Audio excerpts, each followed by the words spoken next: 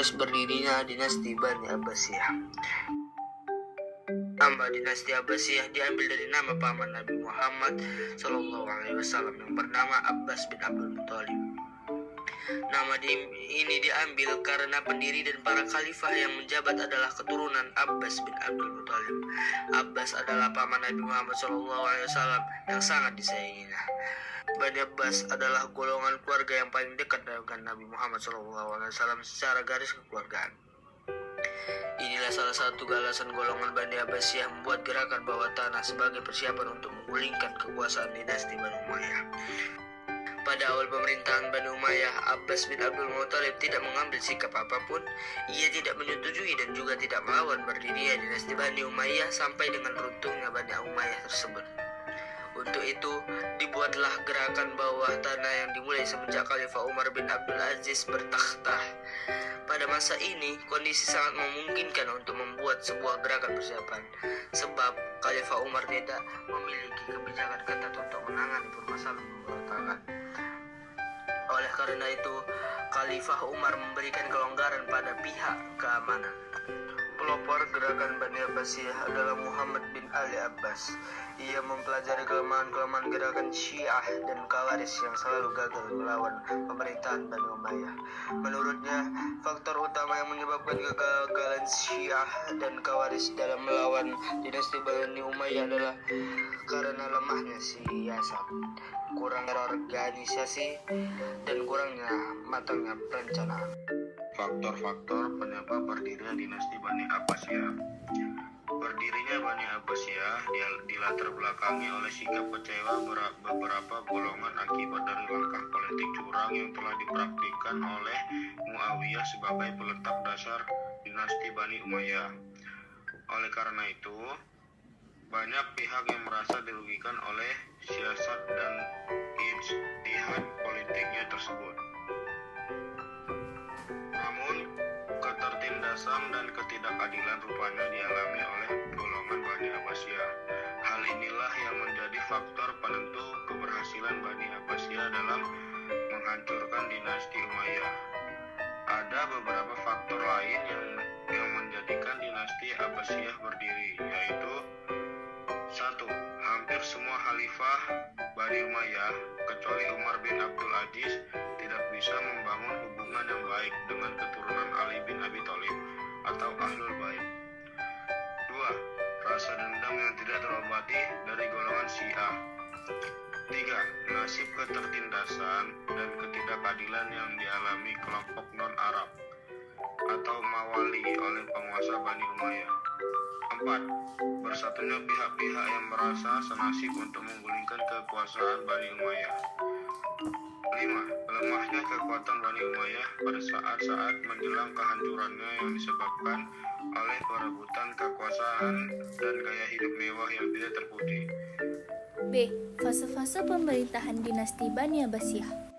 Yang pertama, pengaruh unsur Persia pertama, yaitu pemerintahan Bani Abbas yang dimulai sejak 132 Hijriah atau 750 Masehi hingga 232 Hijriah atau 847 Masehi.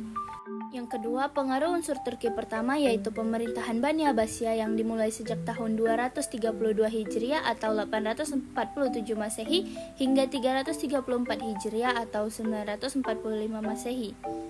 Yang ketiga, pengaruh unsur Persia kedua, yaitu pemerintahan Bani Abbasiyah yang dimulai sejak tahun 334 Hijriah atau 945 Masehi sampai 447 Hijriah atau 1055 Masehi. Yang keempat, pengaruh unsur Turki kedua, yaitu pemerintahan Bani Abbasiyah yang dimulai sejak tahun 4471 Hijriah atau 1055 Masehi hingga 590 Hijriah atau 1194 Masehi. Yang kelima, kebebasan dari pengaruh dinasti lain, yaitu pemerintahan Bani Abbasiyah yang dimulai sejak tahun 590 Hijriah atau 1194 Masehi sampai 656 Hijriah atau 1258 Masehi. Fase kejayaan dinasti Abbasiyah. Masa kejayaan Bani Abbasiyah dimulai semenjak berdirinya dinasti ini 750 Masehi hingga wafatnya Khalifah Al-Wathsik Billah 847 Masehi. Kejayaan yang dicapai Bani Abbasiyah pada masa ini dimulai dengan kebijakan politik yang dipengaruhi oleh unsur Persia. Khalifah pertama Abu Abbas As-Saffah mendapatkan Baghdad sebagai ibu kota. Baghdad secara wilayah merupakan bekas kekuasaan Kekaisaran Persia di masa lampau. Kota ini dijadikan sebagai ibu kota karena letaknya yang strategis dalam membangun wilayah ekonomi. Pada awal pemerintahan Abu Abbas As-Saffah, kebijakan pemimpinannya difokuskan pada ketertiban dan pengalaman wilayah kekuasaan. Ia diberi gelar As-Saffah yang berarti sang penumpah darah karena menginstruksikan kepada pasukan militernya untuk menghilangkan nyawa seluruh keturunan Bani Umayyah di bidang ilmu pengetahuan, yang kedua politik negara, yang ketiga ekonomi, yang keempat sosial, yang kelima militer, dan yang keenam hukum. Ia digantikan oleh saudaranya Abu Ja'far Al-Mansur. Abu Ja'far Al-Mansur memerintah dari tahun 754 Masehi hingga 774 Masehi. Pada masa dinasti Abbasiyah, ia merupakan khalifah yang pertama kali membangun peradaban yang maju. Semua ini kehidupan berusaha ditingkatkan taraf kualitasnya. Kemajuan yang dicapai Bani Abbasiyah pada fase kejayaan, yang pertama di bidang ilmu pengetahuan, yang kedua politik negara, yang ketiga di bidang ekonomi, yang keempat di bidang sosial, yang kelima di bidang militer, dan yang keenam di bidang hukum. Fase kemunduran. Pada fase kemunduran ini, dinasti Bani Abbasiyah mengalami disintegrasi daerah. Banyak penguasa daerah yang memisahkan diri dari kekuasaan pusat. Pemerintah pusat hanya dijadikan sebagai simbol.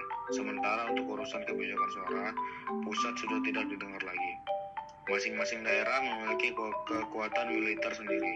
Periode ini dimulai pada tahun 847 Masehi sampai 1205 Masehi. Pada masa kemunduran, jabatan khalifah hanya simbol kepemimpinan umat Islam, sedangkan kekuasaan sesungguhnya berada pada Perdana Menteri. Fase desintegrasi dan kehancuran. Fase desintegrasi. Desintegrasi terjadi di beberapa wilayah kekuasaan Bani Abbasiyah. Terdapat 3 wilayah yang mengaku dirinya sebagai kekhalifahan Islam, yaitu Khilafah Bani Abbasiyah di Baghdad, Khilafah Bani Fatimiyah di Mesir, Tunisia, dan sekitarnya, serta Khilafah Bani Umayyah II di Andalusia, Spanyol. Adapun wilayah-wilayah yang masih mengakui dinasti Bani Abbasiyah Baghdad sebagai khalifah Islam, tetapi secara politik mereka melepaskan diri dari Bani Abbasiyah, yaitu fase kehancuran. Pada tahun 656 Hijriah atau 1258 Masehi, dinasti Abbasiyah mengalami kehancuran yang diakibatkan oleh serangan pasukan Mongol yang dipimpin oleh Hulagu Khan. Penguasa Bani Abbasiyah tidak bisa berkutik oleh serangan Hulagu Khan karena sudah lemah secara politik maupun secara militer. C. Para khalifah besar dinasti Bani Abbasiyah. 1. Abu Abbas As-Saffah, 2. Abu Ja'far Al-Mansur, 3. Muhammad Al-Mahdi, 4. Harun Al-Rashid, 5. Abdul Al-Makmun, 6. Abu Ishaq Al-Muqtasim, 7. Harun Al-Watsik, 8. Ja'far Al-Mutawakkil. Kemajuan peradaban Islam pada masa dinasti Abbasiyah. Baghdad adalah kota yang berada di kawasan Persia. Ketika Bani Abbasiyah berkuasa dengan menaklukkan Bani Umayyah, Baghdad dijadikan ibu kota kekhalifahan Bani Abbasiyah. Dengan segala kekuasaan dan kebijakan para khalifah Bani Abbasiyah, Baghdad menjadi mercusuar Islam yang mampu menerangi cahaya peradaban Islam. Kemajuan yang gemilang tidak hanya dirasakan kaum muslimin, tetapi golongan non-muslim pun diperlakukan secara adil. Berbagai aspek kehidupan dialami rakyat dengan penuh kelayakan, mulai dari aspek ekonomi, politik, pendidikan, ilmu pengetahuan, dan sebagainya. Hal demikian terjadi karena para penguasa dan rakyatnya saling berlaku adil dan bekerja sesuai dengan tugasnya. Berkat kemajuan yang dicapai Khalifah Bani Abbasiyah, umat Islam mampu memimpin umat manusia dalam peradaban yang tinggi. Sejumlah ilmuwan muslim mampu menciptakan beberapa ilmu dengan teori-teori keilmuannya. Mereka menjadi rujukan para ahli ilmu pengetahuan di dunia hingga saat ini.